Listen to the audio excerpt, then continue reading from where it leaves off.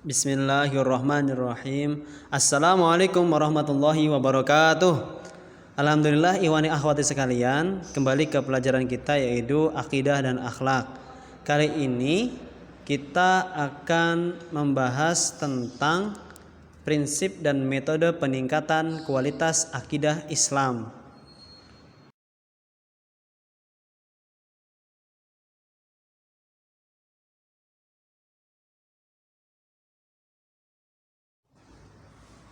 Baik ikhwani, akhwati, yang pertama adalah prinsip akidah Islam. Seperti yang kita ketahui bahwasanya akidah Islam mempunyai prinsip-prinsip yang harus kita jaga keteguhannya. Prinsip yang pertama adalah akidah Islam sebagai suatu yang diwahyukan oleh Allah Subhanahu wa taala. Ketika kita melihat bahwa akidah Islam adalah murni dari Allah, maka sesungguhnya diturunkan, diwahyukan adalah suatu hal yang menjaga keasliannya. Jadi bukan suatu hal yang rekayasa. Wa ma yantiqu 'anil hawa in huwa illa wahyu yuha.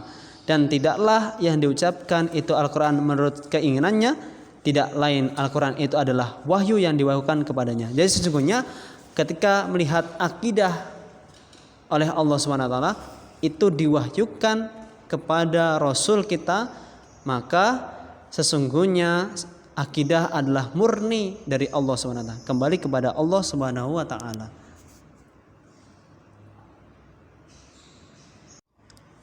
Seperti yang kita ketahui tadi bahwasanya akidah Islam sebagai suatu yang diwahyukan oleh Allah, maka sesungguhnya keasliannya pun terjaga hingga saat ini. Dan akidah Islam mempunyai prinsip lagi, yaitu mempunyai dasar tidak berbeda dengan akidah yang diajarkan oleh para nabi atau rasul terdahulu. Sesungguhnya nabi dan rasul terdahulu dengan Nabi Muhammad semuanya satu, mempunyai tugas yaitu menyebarkan ajaran yang berasal dari Allah Subhanahu wa taala, maka isinya pun diajarkan sama.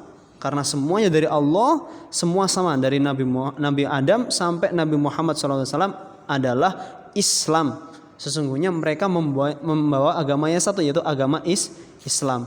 Seperti yang diwahyukan oleh Allah Subhanahu wa taala, Allah berfirman, "Wa ma arsalna min qablika mir rasulin illa nuhi ilaihi annahu la ilaha illa ana fa'budun." Yang mempunyai arti, dan kami tidak mengutus seorang rasul pun sebelum engkau Muhammad, melainkan kami mewahyukan kepadanya bahwa tidak ada Tuhan yang berhak disembah oleh aku, maka sembahlah aku. Disebutkan seperti itu, bahwa sesungguhnya semuanya harus menyembah kepada Allah, dan intinya semuanya adalah bagaimana kita diajarkan untuk mengesahkan Allah, bahwasanya Allah satu. Dari situ adalah menjadi prinsip bagi kita untuk mengesahkan Allah, la ilaha illallah.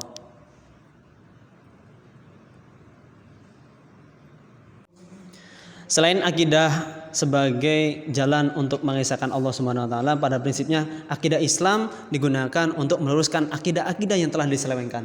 Contohnya ketika orang menyelewengkan tentang kedudukan Nabi Isa alaihissalam, pada sesungguhnya mereka mengatakan bahwasanya Nabi Isa adalah putra Maryam yang disalib ketika itu sebagai juru selamat, dan menjadikan bahkan Nabi Isa dianggap sebagai Tuhan.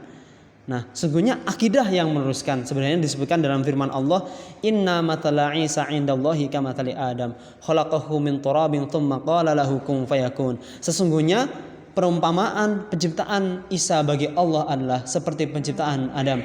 Dia menciptakan dari tanah, kemudian dia berkata kepadanya, jadilah, maka jadilah suatu itu.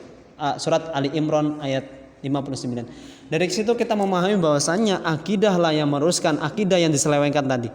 Nah, sesungguhnya dari situ kita mengetahui gimana sih jalan yang benar sebenarnya, contoh tadi, dan masih banyak contoh-contoh lain yang diselewengkan. Sesungguhnya bagaimana cara jalan lurusnya, yaitu kembali kepada akidah Islam.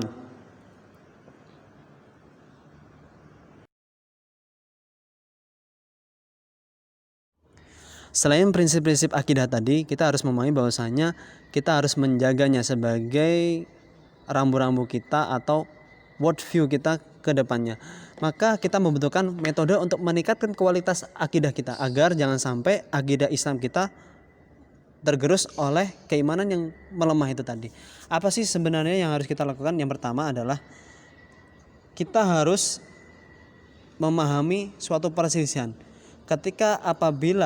Ketika terjadi perselisihan, contohnya memahami nas-nas atau konteks-konteks tadi, maka sesungguhnya kita harus kembali kepada salaf atau orang-orang dahulu, merupakan yang dijadikan sebagai hujah yang paling dasar. Yang kedua adalah ketika untuk meningkatkan kualitas akidah kita harus memahami bahwasanya salafus sholih atau generasi salaf yang berada pada 3 kurun setelah Nabi itu sebagai mendasari metode mereka dengan bimbingan wahyu, yaitu Al-Quran dan hadis. Dan juga selanjutnya adalah untuk meningkatkan itu tadi, kita harus menjaga akidah kita sebagai suatu perkara yang tauqifiyah. Tauqifi ini berarti yang tidak bisa diotak lagi. Jadi ketika kita memahami akidah, maka sesungguhnya akidah adalah kunci dasar yang tidak bisa diotak-atik oleh kita. Selanjutnya adalah akidah akan dibangun dengan cara ikhlas. Ikhlas di sini ikhlas kepada Allah dan juga mengikuti ajaran-ajaran Nabi atau ittiba'ur Rasul.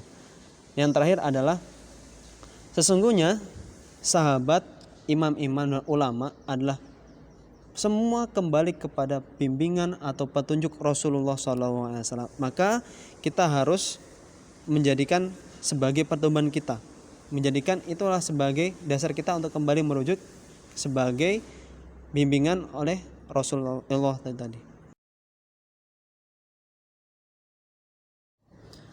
Baik, ikhwani akhwati sekalian, untuk selanjutnya kita akan membahas tentang pengertian akhlak dan istilah-istilah yang terkait tentang tersebut. Untuk selanjutnya kita akan membahas tentang pengertian akhlak dan istilah-istilah yang terkait tentang akhlak tersebut.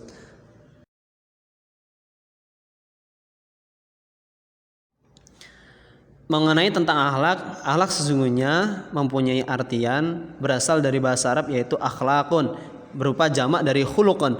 Secara bahasa akhlak mempunyai arti yaitu budi pekerti, tabiat dan waktak.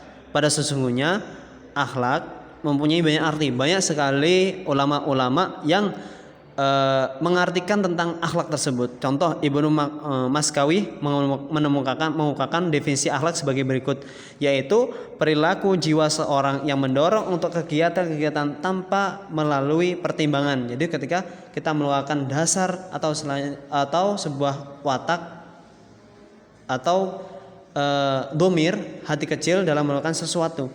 Sebenarnya dikemukakan oleh Al-Ghazali, yaitu akhlak merupakan hiya sifatun rasikhatun fil qalbi tasduru anha af'alun bisuhulatin wa tayassurin min ghairi hajatin ila fikrin wa rawiyatin. Sesungguhnya akhlak adalah sifat yang tertanam dalam hati yang menimbulkan kegiatan-kegiatan dengan ringan dan mudah tanpa memerlukan pikiran dan pertimbangan yang panjang. Banyak sekali pendapat tentang akhlak itu tadi. Seperti halnya menurut Ahmad bin Mustafa disebutkan bahwasanya masing-masing kekuatan tersebut mempunyai posisi pertengahan antara dua keburukan, yaitu hikmah. Itu akhlak mempunyai hikmah. Yang kedua keberanian, yang ketiga iffah. Hikmah itu apa? Merupakan kesempurnaan kekuatan berpikir yang berada di antara kebodohan dan berlaku salah. Dan juga keberanian adalah kesempurnaan kekuatan amarah yang berada di antara kekurangan keberanian dan kelebihan keberanian.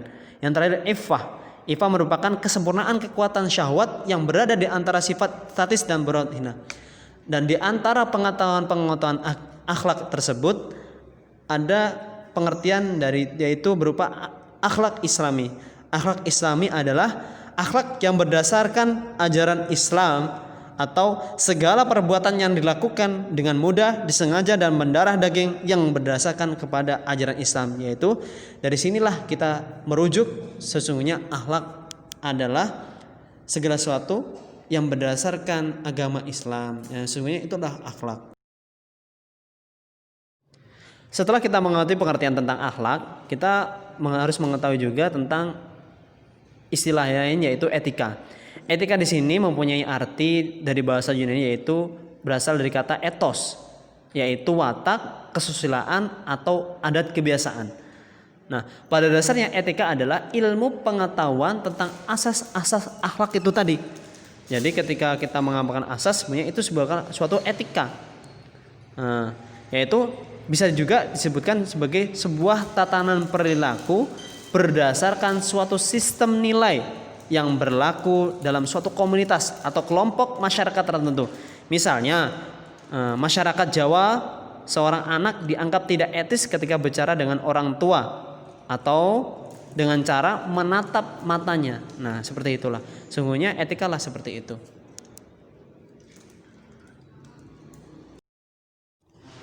Selanjutnya berkaitan tentang moral. Moral ini berarti berasal dari bahasa Latin yaitu mos, mempunyai arti bentuk kata tunggal yang jamaknya mores, yaitu kebiasaan, susila atau adat kebiasaan.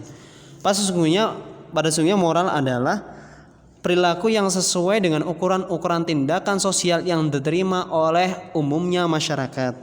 Ketika kita melihat ada seorang yang dianggap mempunyai moral baik atau benar salah, jika dalam kehidupan sehari-hari dikatakan bahwa seorang bermoral, maka demikian adalah bahwa orang tersebut berperilaku baik. Sebenarnya disebutkan dalam buku The Advent Runner Dictionary of Current English, disebutkan beberapa pengertian moral yaitu sebagai berikut. Yang pertama, prinsip-prinsip yang berkenaan dengan benar atau salah, baik dan buruk. Kedua, kemampuan untuk memahami perbedaan antara benar dan salah. Yang ketiga, ajaran atau gambaran tingkah laku yang baik.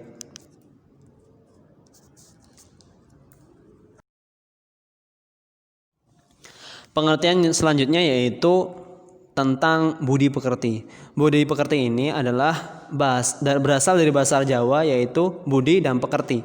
Budi itu mempunyai arti baik, sedangkan pekerti berarti perilaku atau tata krama atau juga perangai.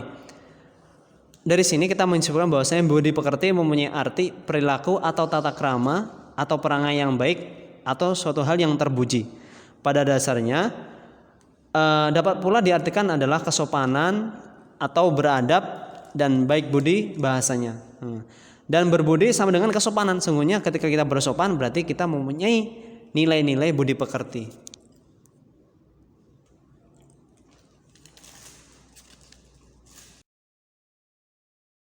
Alhamdulillah, dari sini kita banyak belajar tentang akidah akhlak itu tadi berupa perilaku-perilaku atau prinsip metode yang berkaitan dengan akidah Islam yang baik dan benar. Dari sini kita banyak belajar dan semoga menjadikan kita untuk lebih baik, bisa kita amalkan dalam kehidupan kita setiap hari. Kita cukupkan pertemuan kita. Wabillahi taufiq wal hidayah. Wassalamualaikum warahmatullahi wabarakatuh.